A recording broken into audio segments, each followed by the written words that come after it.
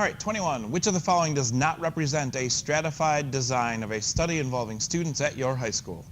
For each choice, assume the results of the separate samples will be combined into a single sample. So E is really saying that they're all stratified. So the other ones are 4 different types of samples. And we want to know, are they stratified random samples or not? The one that's not is choice C, because what they did in choice C was they started with all of the homerooms, took a simple random sample of those homerooms. Then once they had picked those homerooms, they only picked 10. So of the 10 they picked, then they took a random sample of 8 students from within each of those homerooms. So this would really be a multi-stage sample. It wasn't as long as the one we talked about in class, but it's still a 2-stage sample where they narrowed down to 10 homerooms and then picked 8 from those homerooms. All the rest, A, B, and D, would all be examples. A, they stratified by gender. B, they stratified by grade. And D, they stratified by GPA. But C is not, because they did a 2-part process to draw their sample. So 21 should be C. 22. In order to assess the membership's attitudes about a new Supreme Court decision, a local bar association selects a simple random sample of 100 lawyers from its membership list. Surveys are delivered to the selected lawyers. Only 63 of the lawyers return the surveys. If 43 respondents disagree with the new ruling, which of the following is true? A, the sample is the membership of the bar association.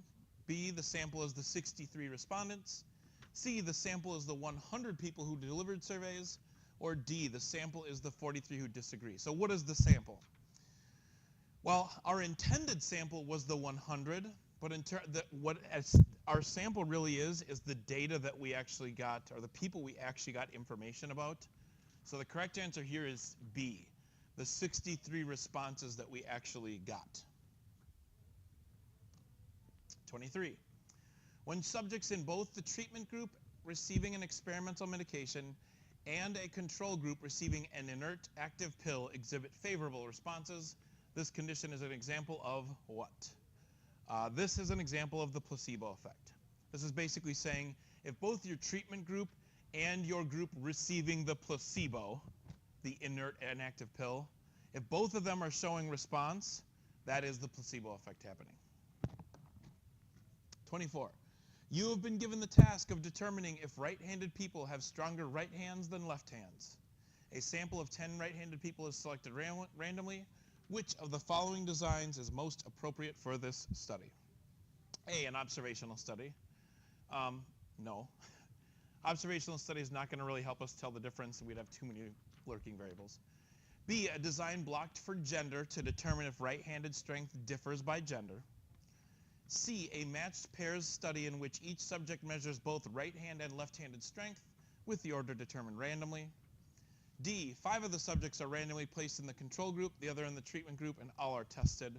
Or E, none of these are appropriate. If you're trying to decide if right-handed people have stronger right hands than left hands, then a matched pairs test is really the best way to go. That way you're comparing each person with themselves. And so naturally stronger people are compared with their own naturally strong tendencies, and pairing them together makes the most sense. 25. Which of the following is not a valid sample design?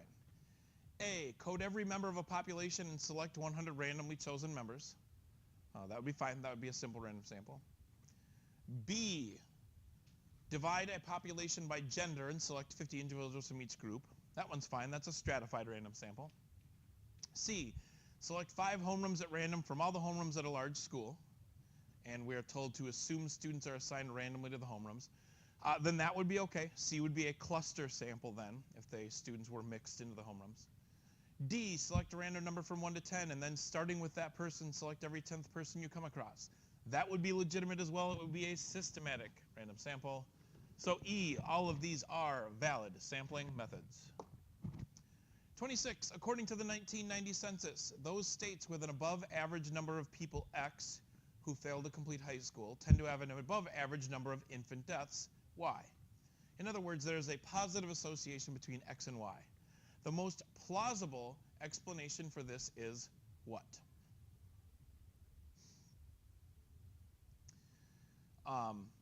A says X causes Y, that programs to keep teens in school will help reduce the number of deaths.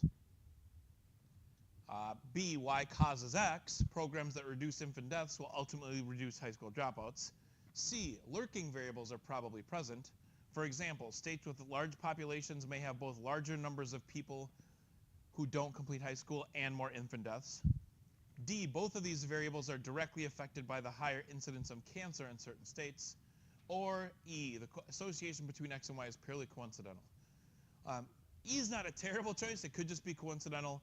But the best choice here is C, that there are probably lurking variables that are causing both of those things to happen. Use the following information for the next 2 questions. An insurance company has conducted a study to determine if the percent of cardiologists who have been sued for malpractice, or to determine the percent of cardiologists who have been sued for malpractice during the past 5 years. What is the variable of interest? Well, the variable of interest is not an official term. They just kind of want you to read the question and decide what is of interest here. The variable of interest is the percent of cardiologists who have been sued for malpractice. If you look at these choices, none of them are about the percent who have been sued for malpractice. So the correct answer is E, none of these. 28. Which of the following could be used to gather the data we want? A designed experiment. B, a census of all cardiologists. C, an observational study of randomly selected cardiologists. D, a survey sent to randomly selected cardiologists. Or E, any of the above answers except A. Actually, E is true. Because of the nature of the information, the percent of cardiologists who've been sued, an experiment is not going to really help us determine who's been sued. But all the rest of these forms of data collection would work just fine. 29, a college sorority mailed out a survey to all of its 952 members. Only 412 surveys were returned. Which of the following should cause the greatest concern to those analyzing the results of the survey? Non-response bias, random sampling error, household reply bias, response bias, and E, sampling frame bias. Well, while we're discussing this, E and C are not real things, so definitely don't pick those. In this case, the fact that they sent out 952 and only got 412 back, that is an issue, and that is an issue with A, non-response. And 30, last one for this chunk of video. Which of the following is true about experiments and observational studies? A properly set up observational study can be used to show causation, but an experiment cannot. That is not true. That is reverse of what is true.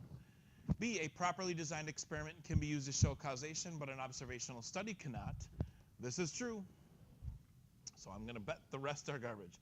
C, both experiments can show causation. Experiments and observational studies, no, observational studies cannot show causation. D, experiments and observational studies are only helpful in making educated guesses about causation. Neither actually give evidence of causation. If we remove that, observational studies are only helpful in making educated guesses. That would be a true statement. But on the whole, it's not. E, none of the above is true. That's false because B is true. So that is the end of part 3. If you want anything from 31 to 40, check out part 4.